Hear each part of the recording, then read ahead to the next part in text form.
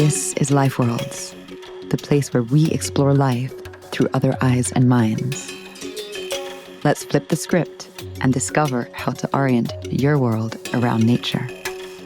I'm Alexa Permanish.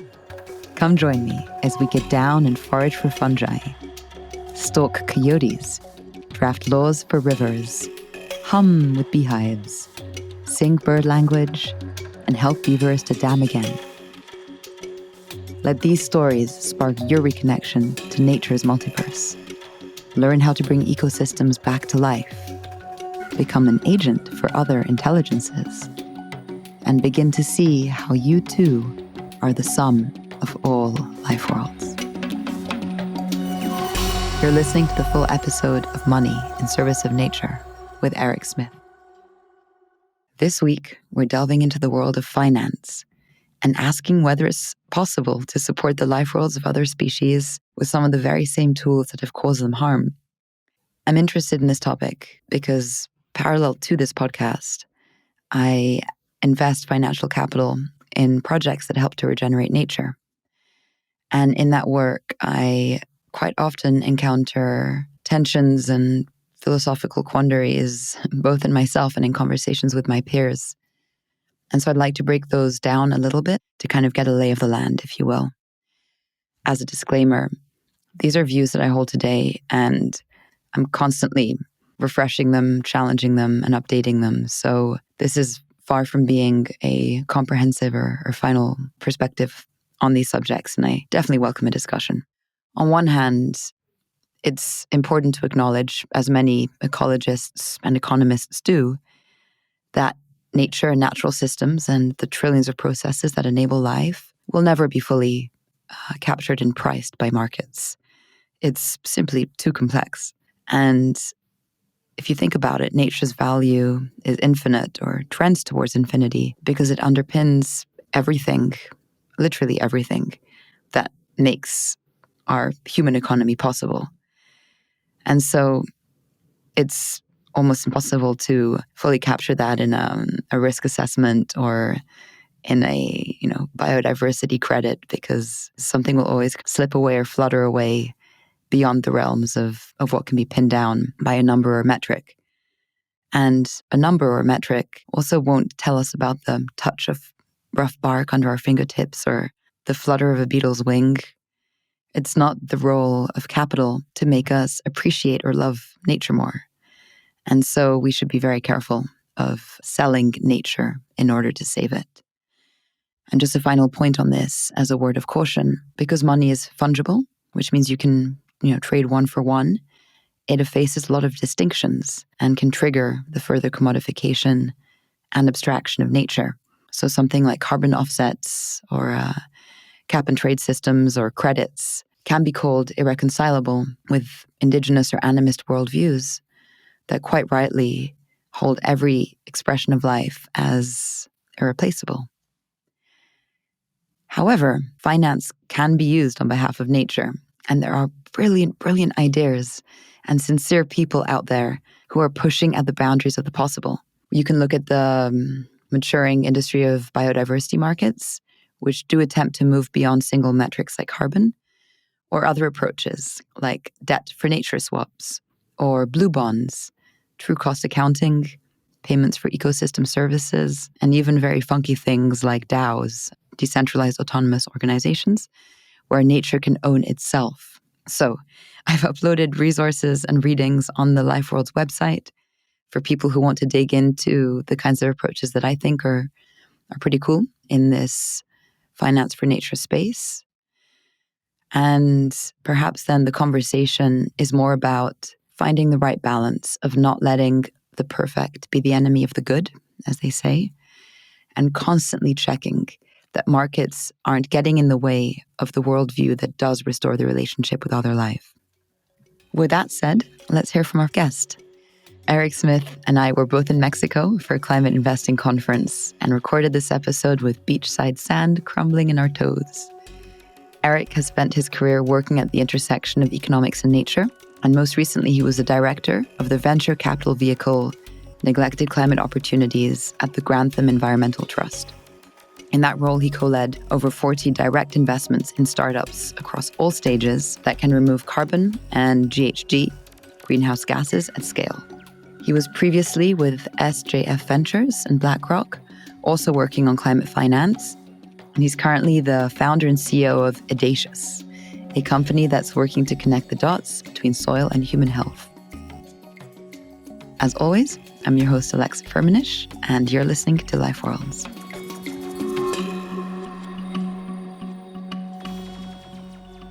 Eric, hi. How are you doing? Good, Alexa. How are you? Good. You are my first real Life Worlds episode. I can't believe it that I'm actually speaking to someone across the table from me. This is absolutely delightful. I can't wait to have an in-person conversation. Wow. I'm really grateful to be here with you to have this conversation. So, Eric, before we get into the main part of our conversation, share a little bit about the work that you do in the world, because I think for many people, ecological investing, climate investing can feel quite abstract. So just describe the roles that you've taken and the kinds of companies that you've looked at and funded, and then we'll get more granularly into how we'll use finance on behalf of other forms of life. So I work for a philanthropist. I work for someone who has made quite a bit of money and decided to use that money for charitable purposes. And his name is Jeremy Grantham, and he's someone that I admire and respect to the utmost degree, and someone that has really shaped a lot of my thinking and the way that I've been out interacting with the world as an investor. So we at the Grantham Foundation and the Grantham Environmental Trust, we are mission aligned. So everything from the way we manage our principal, the capital, the endowment, all the way to our grant making, we think holistically about using that capital for systemic change. And our focus is primarily on global environmental change, and we define that as climate change. And so the bulk of our funding, the bulk of our investments, our time, our thinking, our interactions are all asking the big question of how do we preserve the planet's current ecological state in order to preserve society as we know it. And so that lens pulled together a really fantastic group of people. Those people, my team, are what I would say environmentalists first.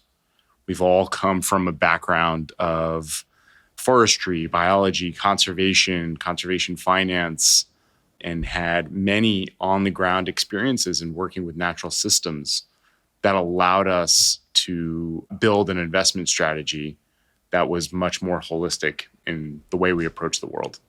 So I think that foundation of experience of being environmentalists first and being grounded practitioners in the field of conservation really changed the lens of our investment strategy. And just to set some language, investing, when we say that, we use that interchangeably between equity investing, so making investments in early stage startups, and grant investing. When we grant capital, that's an investment in a concept, an idea, an organization. And many groups will use these terms very differently. But just for today's conversation, I think it's important to level set around that frame. Because you framed this in the context of, we were environmentalists first, how has that affected your investment decisions and the kinds of things that you guys would look at that maybe other more traditional investors wouldn't recognize? I think when we tried to carve out our strategy and put ourselves in a position to be catalytic, we had to ask ourselves, where are we going to be additional in this ecosystem of investments?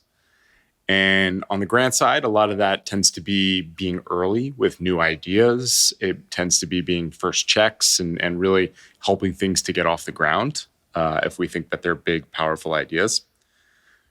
Since I have been leading our direct equity investments program, a large part of the lens today will be around that conversation. But how we approach that strategically is we ask ourselves, why does this matter? That's the first section in our investment memo that goes to our team and our principals, and we discuss, why is this a transformational company, a transformational idea, a transformational technology?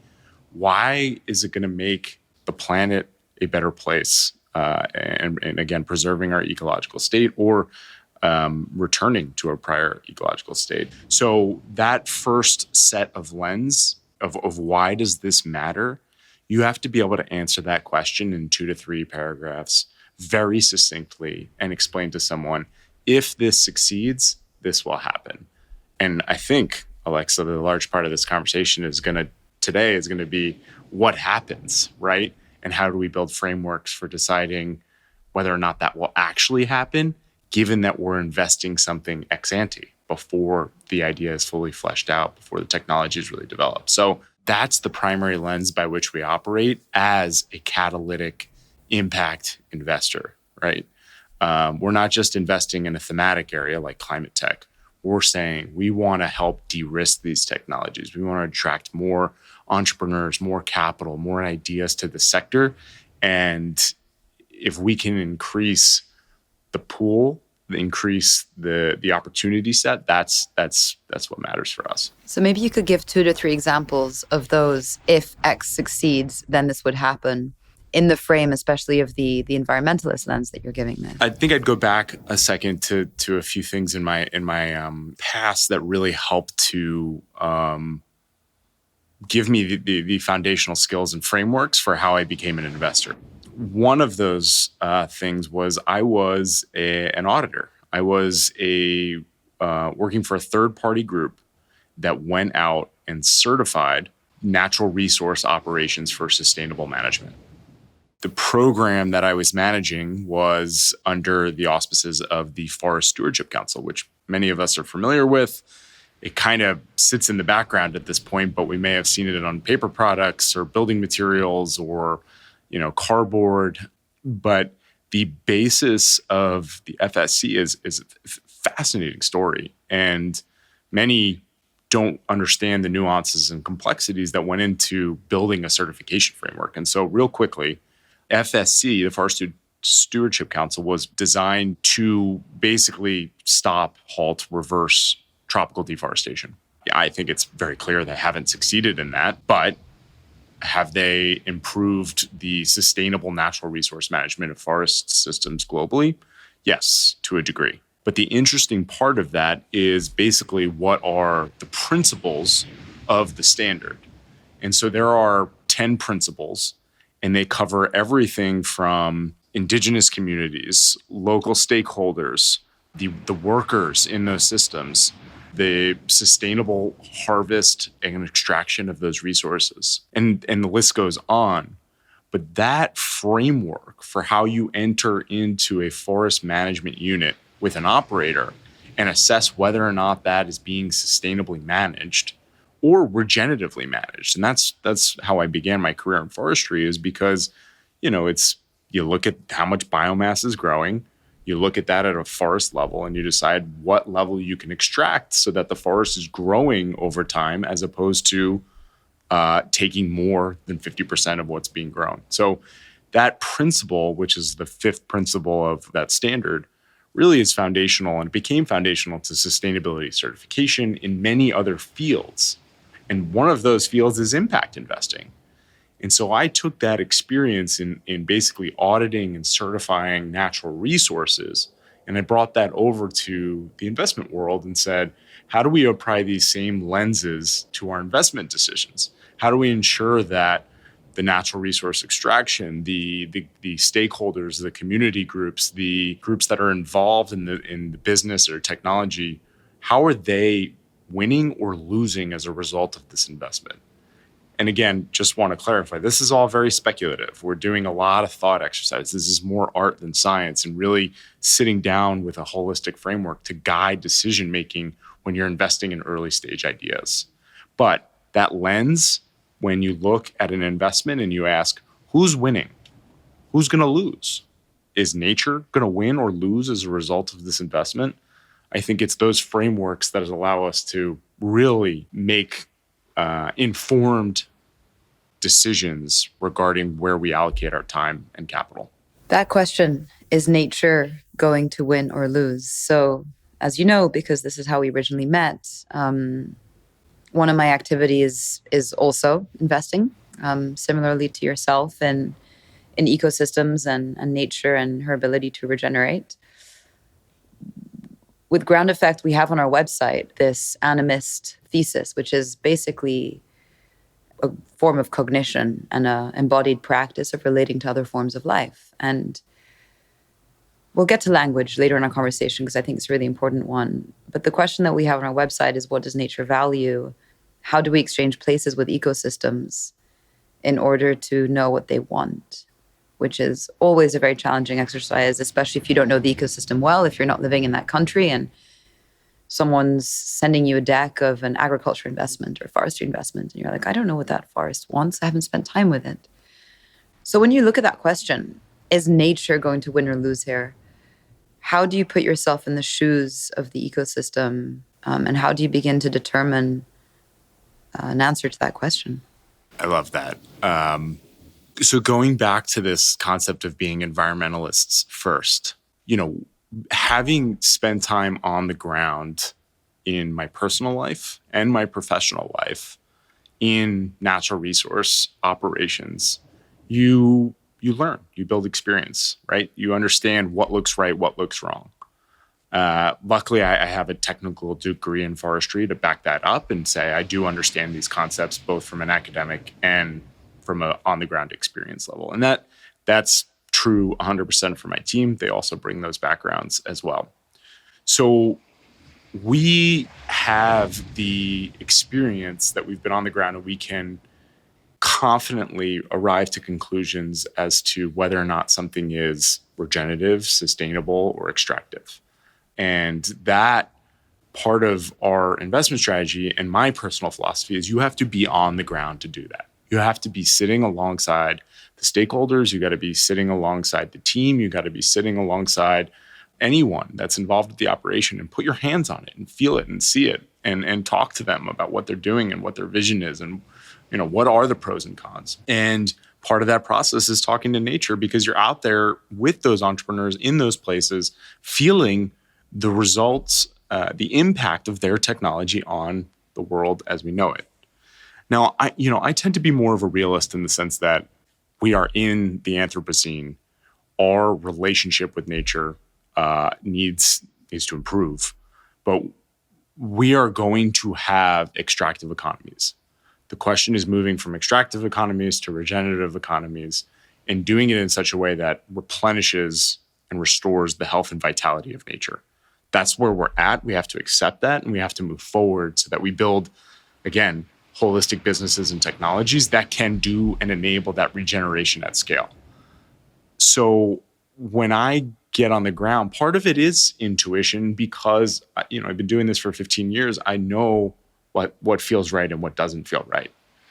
But for others, you have to get on the ground and have those experiences and be on site to know whether or not this looks and feels right and ask questions. And that's what that's what I love about you, Alexa. You're just so good at asking questions. And that's what our job is as investors. And being an auditor trained me to be a good investor, right? Because I have lots of questions. I can't stop asking questions. And that's what you have to do to put yourself in nature's shoes, is saying, is this helping me or is this hurting me? I think that my parents might not agree with you that it's such a good thing that I asked so many questions. I must have been the most obnoxious child. I'm sorry, Mom and Dad. You said before, how do you talk to nature? You're in the forest, you're in the landscape, you're on the ground, you can speak to the human stakeholders. And you said this interesting thing, like you said, I talk to nature. So I don't think they teach you how to talk to nature in a forestry degree. We've had some foresters come on the podcast and they have things to say about forestry institutions. And I think that science, certain forms of science can really embed you in an ecosystem. But how have your degrees in science been thrown out the window in a certain situation where you've been there and you're like, actually, the land, this nature wants something different and none of my existing frameworks are helping me, but I just know. I know that this is what this land wants. Has that happened to you in your career? I think that's been you've summarized my tension in agriculture, right? I mean, like, agriculture is just so difficult. I mean, look at the situation in Ukraine. I mean, I thought personally we were at a point where we had a surplus of calories that we were producing successfully as a society. One small war has completely disrupted that equation. And there are people that are going to starve globally as a result of this crisis because we've taken, 5 to 10% of wheat and corn out of production. And that's real. I'll bring this back to forestry, but this optimization question, like, we're not going to get rid of modern day industrial farming as it exists today. There's just too many people that need to be fed. And that's where that tension exists. When I see that practice like that, like, nature does not want this form of agriculture. She clearly wants something else. And luckily, we've both seen the potential of regenerative agriculture to unlock that. And so here's the tension, Alexa, that I wrestle with. One of the most interesting concepts that I learned in forestry was this question of optimization. So let's say you have a unit, and logic in certification world would say you certify that unit and you practice the same sustainable management practices uniformly across that unit. What would a unit be, like a tree? A stand, multiple stands, a watershed, a spatial area. Now, math and science tells us you can optimize the outputs on that unit by segregating the unit in different ways. So let's say 40% is dedicated to conservation and 60% is dedicated to, a pretty rigorous harvest management scheme. Your benefits, both in harvesting, extraction, and conservation benefits, will be higher when you segregate the attributes on the property as opposed to trying to uniformly manage the property to optimize both of those outcomes. Now, the same thing is true for agriculture, right? I don't think the answer is to uniformly practice regenerative agriculture on every acre. There's going to be acres that are going to be continued to be very extractive. They can be less extractive and they can be more in balance. But the goal is to take land out of production and return that to nature and rewild that land. We're going to get much greater conservation benefits and outcomes when we think about managing for nature and conservation benefits on the fringes, on the exterior, the removal of land from production systems, developing biological corridors and buffer zones. They're going to be more impactful at scale when we do those practices than saying every acre must have pollinator strips, must have agroforestry, must have, the perfect regenerative system.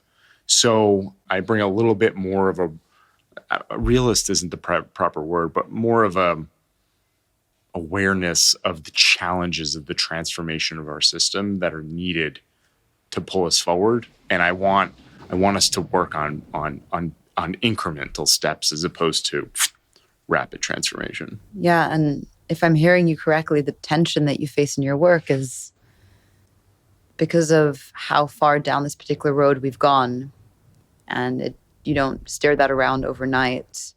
Compromises have to be made. And sometimes we have to make interventions that the land, the species that live on it, the organisms might not necessarily want immediately. But if we do this, we'll move you towards something better, because we can't change overnight. And we can't do this everywhere right now. I mean, I was reading this article about, I think it was Sri Lanka. They tried to go organic incredibly rapidly and right before and then during the pandemic, and it fell into shambles for a bunch of different reasons, namely because the land has to go through its drug addiction, recovery process. And so, these things won't happen overnight, and so we have to make sacrifices, and sometimes we have to look at, okay, is this close to what nature would want in some way, even if it's imperfect? The question that you raised on optimization is also a really interesting one. Because you're right, certain financial and management systems teach us to optimize energy and so on and so forth. And it's a very narrow definition of metrics that we optimize for. And ecosystems are a plurality of different life forms that together optimize for health. But if you only look at 3 or 4 metrics of ecosystem health and then you start to optimize for those, you begin to neglect the very nuanced, more subtle, less known and documented ones. And so I think also in what I'm hearing you describe, it's like, how can we not be wasteful with energy?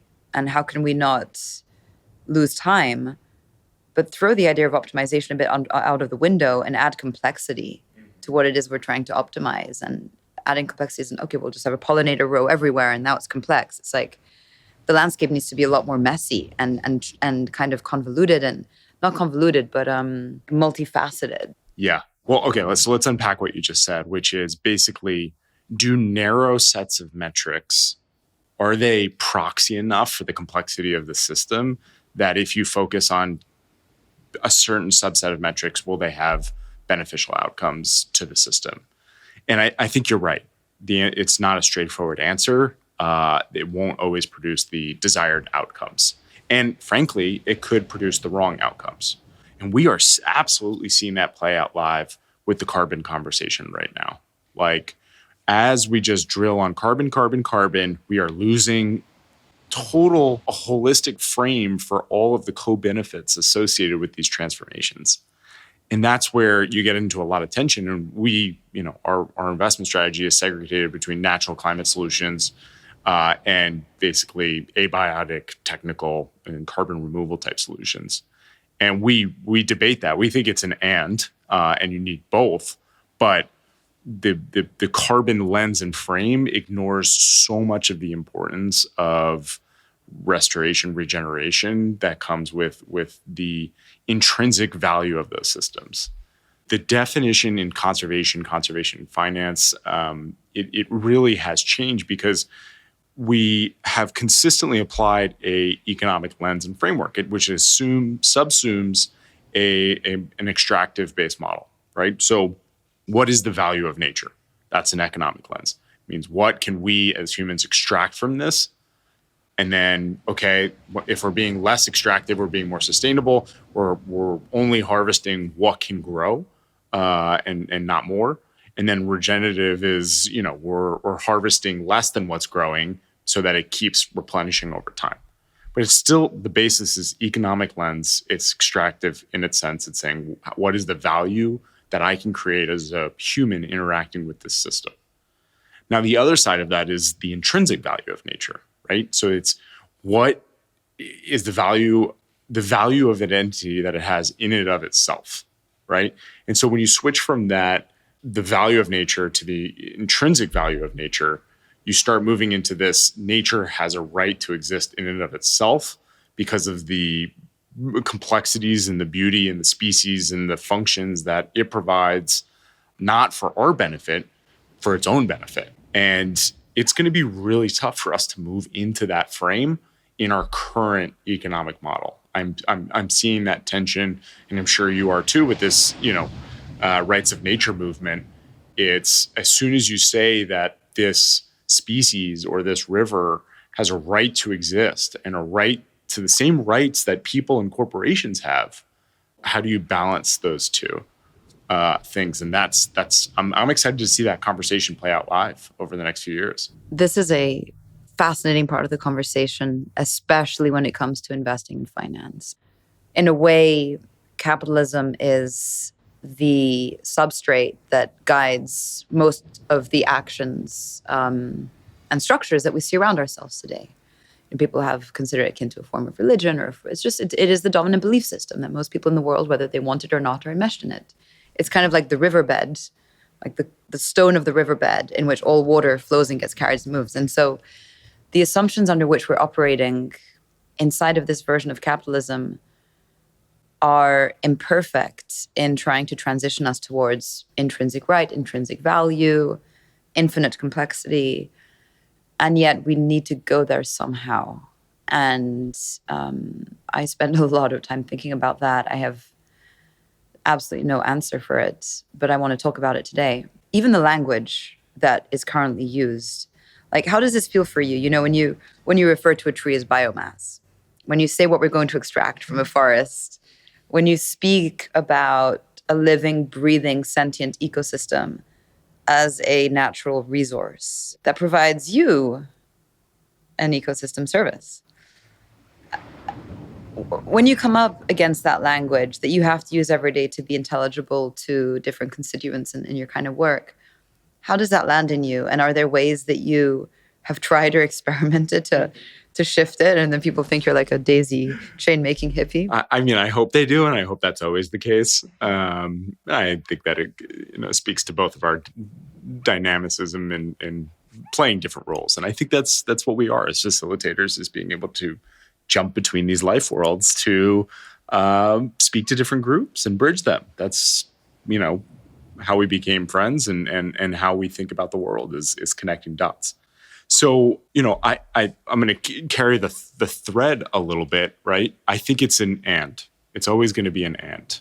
This concept of like commoditization of ecosystems based on a Web3 type approach of financially commoditizing every ecosystem service from the land so that it can be packaged up, derived in a financial market, and has a set value that's traded on an exchange.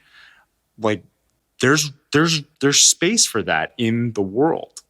But the other half, and which is, again, pure conservation, my pure heart of heart, I more subscribe to E.O. Wilson in a way, which is half Earth. Now, that's a case-by-case basis, and you have to make those decisions with private and public stakeholders and the communities that are on the ground managing those resources. But there's places that we can protect, that we should be protecting, and that should be not associated with any type of resource extraction. Because, again, the intrinsic value of that nature, it should exist for its own self.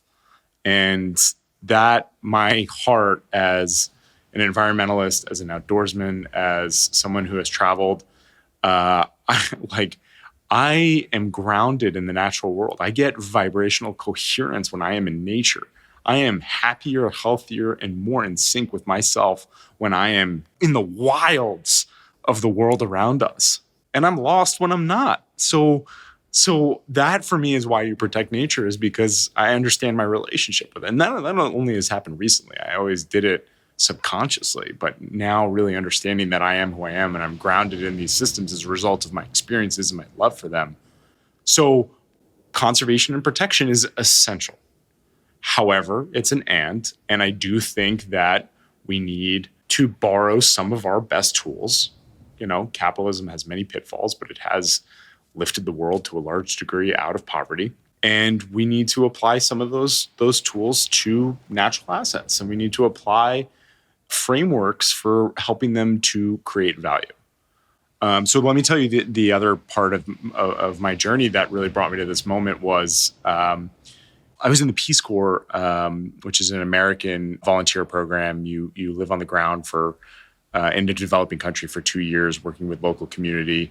I think it's one of the best American programs we have, but it comes with its own sets of controversy. But we are trained to get into the community, listen to the community, ask the community members what they want, what they need, before even starting projects per se. And if you do that, you tend to be pretty successful because it's all about relationship building. But before I did that, I worked at this lodge in northwest Costa Rica called Laguna del Lagarto.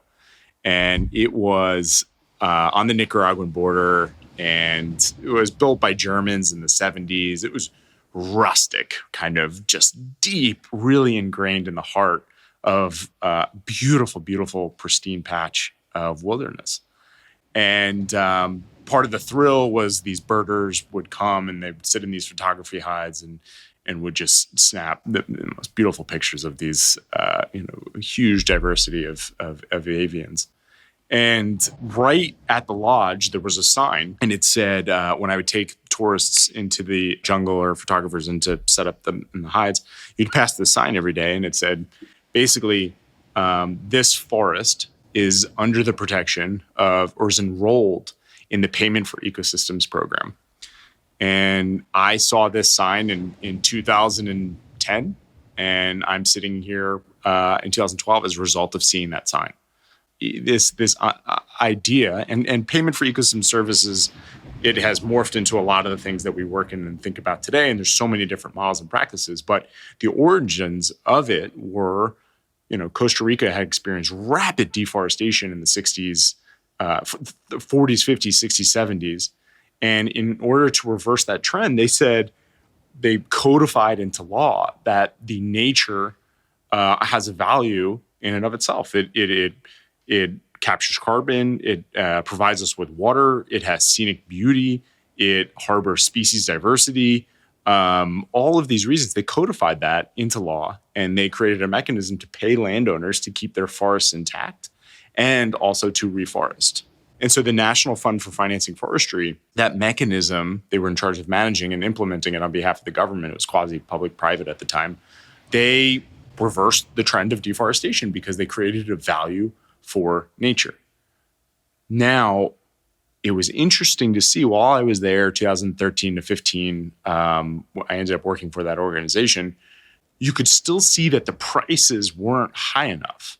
There was still a large amount of cattle and cattle-driven deforestation where the value of the meat and the cattle was still greater than the value of protecting the forest.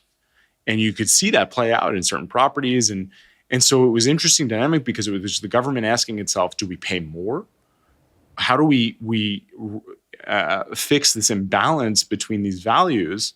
Because we know the natural values are greater than, this beef-driven deforestation model in Costa Rica. And that, what I saw in 2012 is when I was there with FONAFIFO. And then 10 years later, that tension is still playing out. We still cannot create enough value through these commoditized ecosystem services to say this is worth more for protecting it than it is for extracting. And until policy comes in to say, we're fixing price floors or, regulating it, I don't know that we're going to get there. And that has to do with what's the price of carbon. That has to do with what's the price of water. Luckily, Mother Nature might make that decision rather quickly for us because the speed at which things are changing. So you shared a lot there. Thank you for sharing your own personal relationship also to nature and this restoration or regeneration that you feel, and use this beautiful phrase, vibrational coherence, that you get.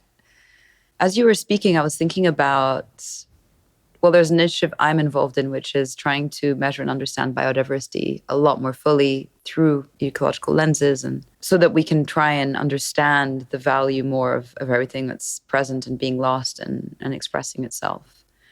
So in a way, new information into the financial system coming from the science, coming from the ground truthing, coming from close observations, we'll be able to update our models, our financial models, evaluation, to the point where hopefully there is some vibrational coherence between what something is worth when literally extracted and when it's worth alive and standing and generating all these other co-benefits for its presence.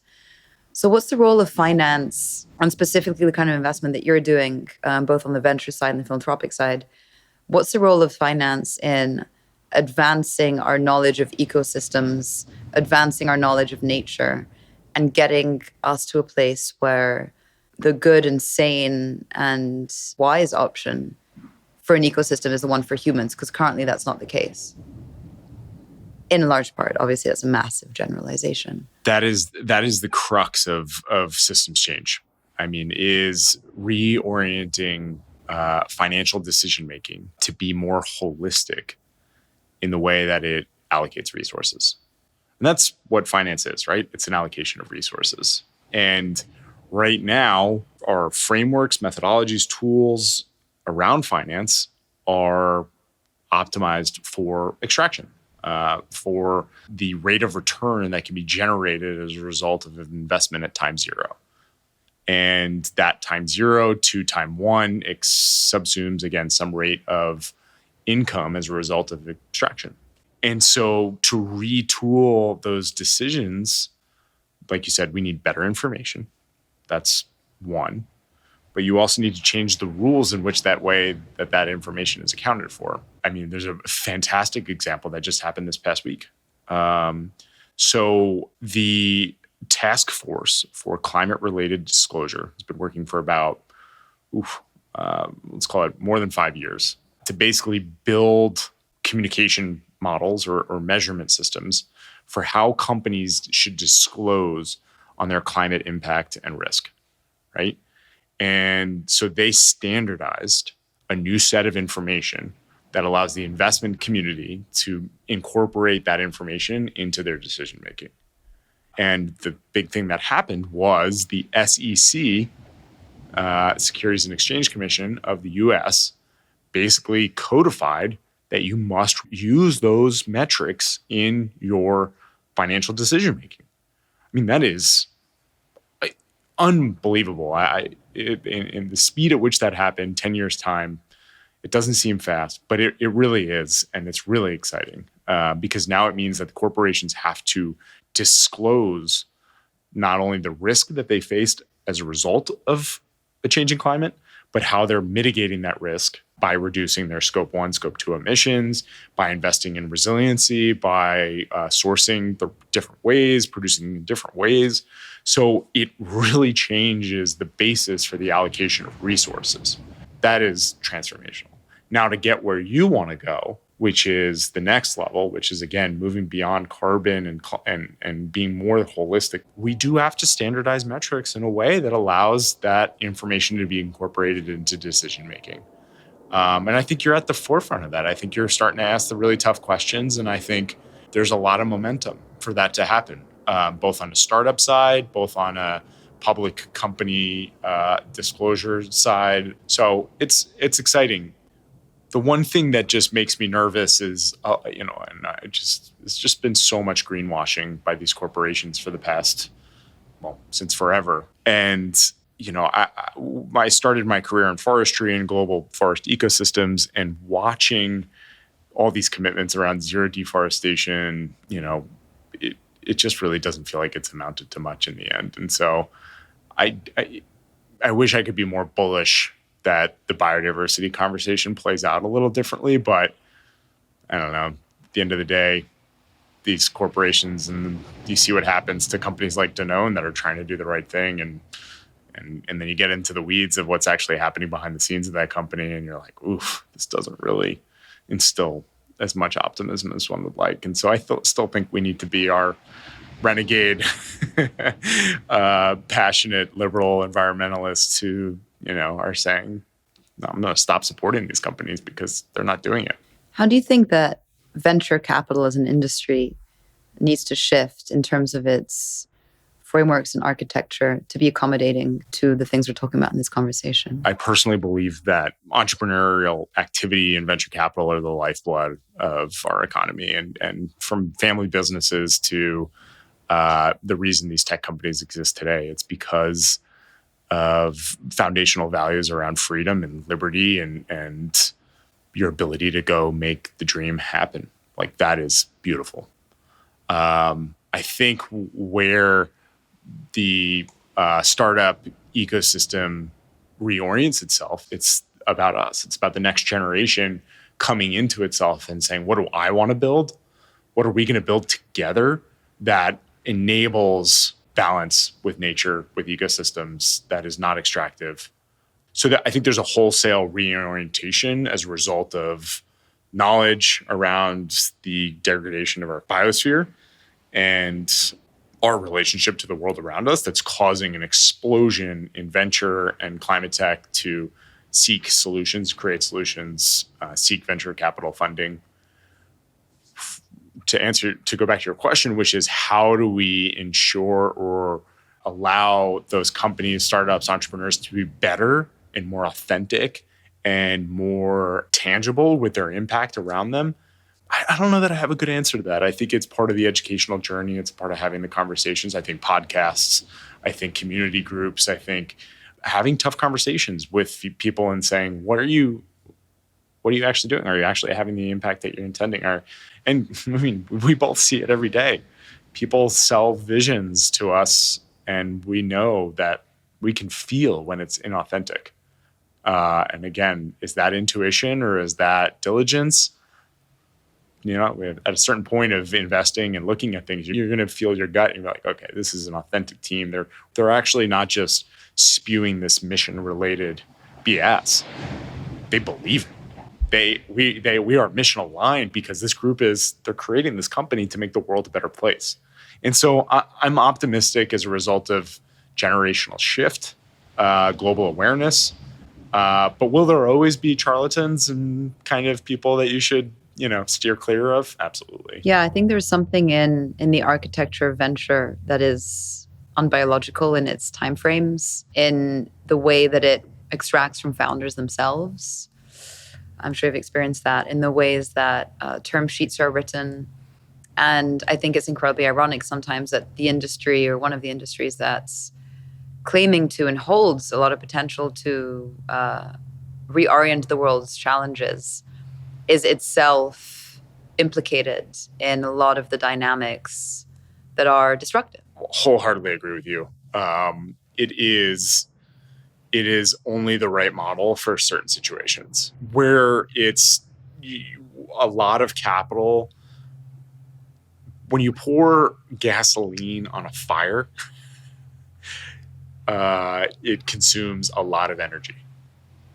And you need things that can go quick and consume that energy and have a place to redirect it, right? So I just think it's really appropriate for some type of businesses and not appropriate for other type of businesses. But because it's the de facto model that we have today, it's just been adopted full stop as being the right model. Is there an example from investments that you've made where it was the perfect model, and maybe another investment you've made where you're like, this could have taken another form, but it's under this umbrella now? Yeah. Let's look at a company called Hazel Technologies. They make a little sachet that looks like a sugar packet, and it has a chemical formulation inside that is it's a methylethylene inhibitor that prevents the decay of fruit and vegetables. So when a piece of fruit is decaying, the chemistry is sending signals that I'm going to decay, and it gets hit with this chemical back at it and say, don't decay, or slow down your process of decay. And it's incredibly cheap to produce. It's incredibly available. The team can go really fast and build a company, and they can distribute that sachet globally in a way that allows them to prevent the degradation of millions and billions and billions and billions of pounds of food. So that is something that can take a lot of capital. It can go fast. It can find the right market with the right team and the right business. That can be transformative. Absolutely. This other example I'm going to choose not to use a name towards, but we'll talk about it in concepts. They have figured out a way to rapidly regenerate soils through a combination of a mineral microbe nutrition formula that's applied to the soil that involves, again, some coal, rock dust, microbes. That soil amendment plus a change in management practices, they can achieve, let's say, in a rotational grazing type system with that amendment, you can pull down 30 tons of carbon per hectare easily. And that's, again, because of the nature of grasses and how they work, and moving in a regenerative grazing type way allows for rapid regeneration because of the recycling of nutrients. That business model is fantastic. So if you underwrite that to carbon, you're like, wow, like, look at this. We could do this all day. And the result is it is incredibly difficult to scale.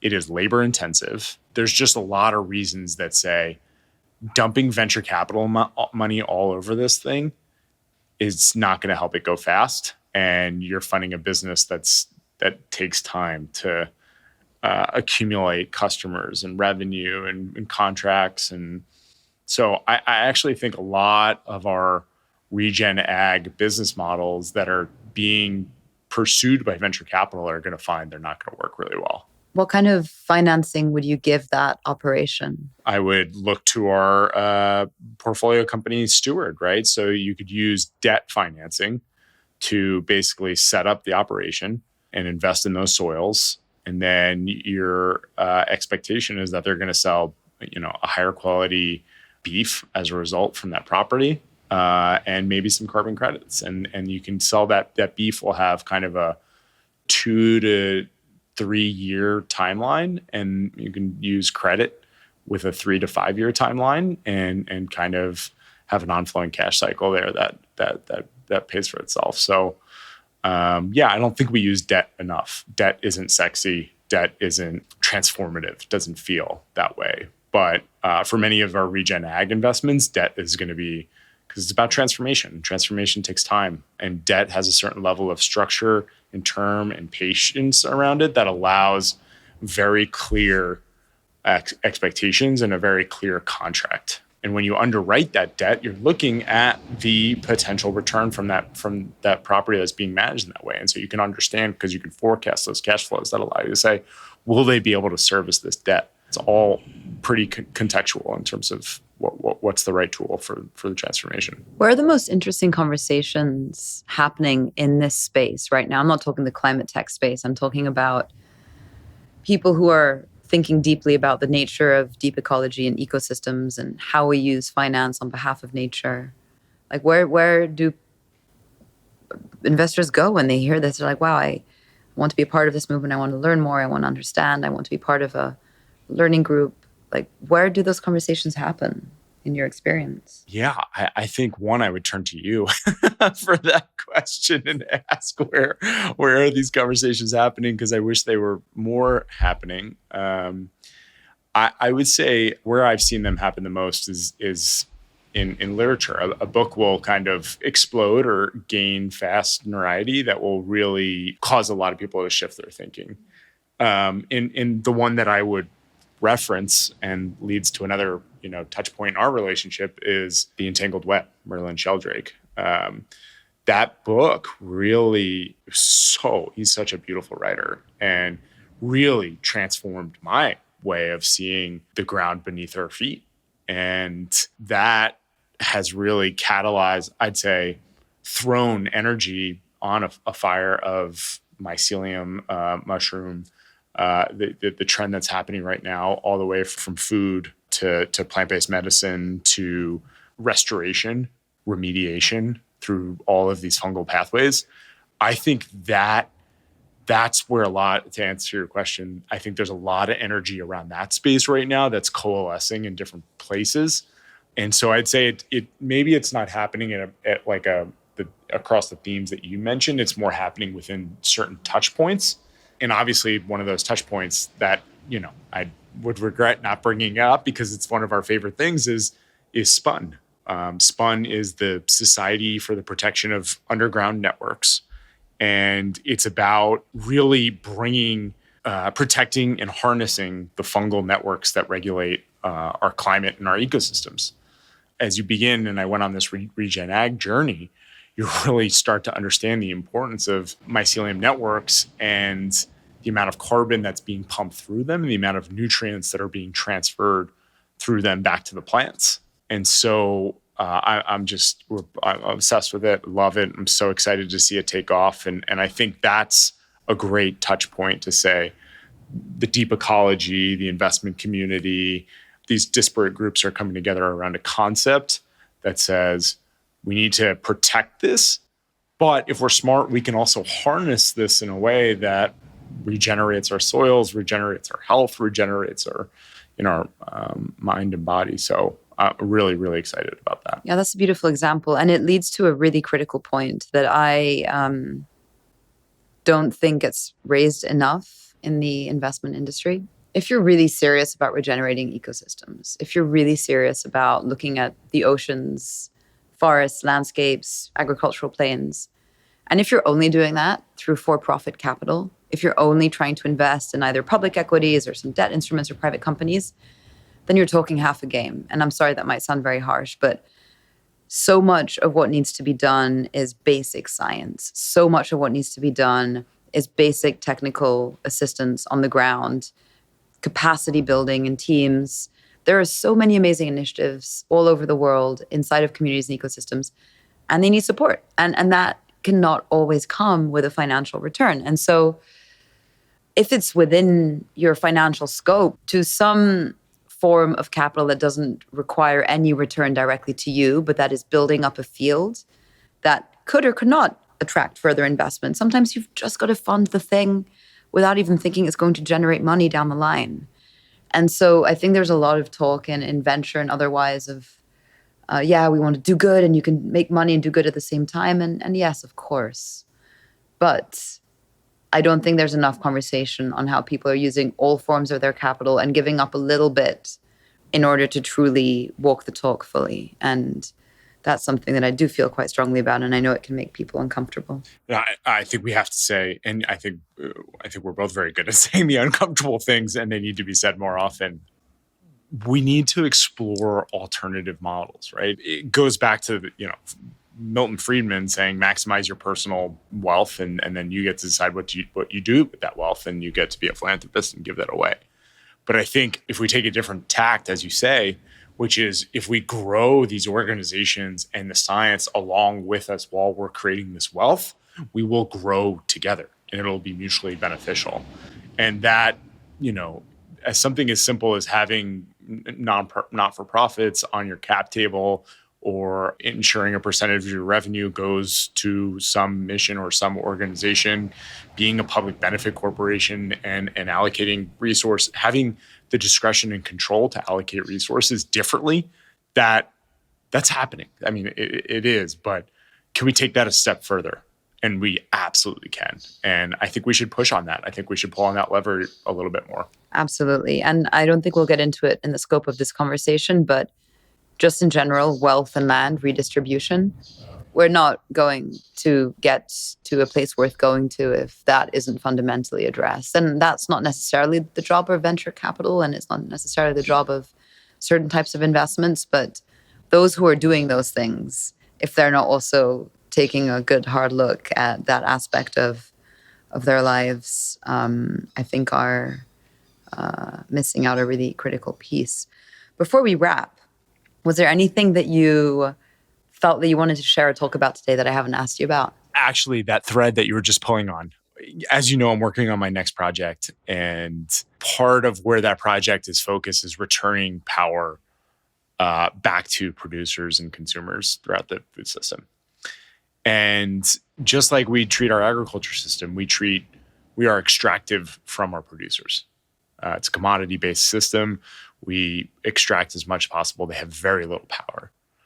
And so if you want to get back to, improving the land, improving land tenure rights and all these things, you have to return wealth back to those producers, because those producers are going to invest in the land. They're going to invest in themselves. They know the land better than anyone. They're the reason we're alive. And as you think about all the places in the food system, that supply chain that capture additional margin, and you see a higher price at the end of the day, none of that margin increase is going back to that producer.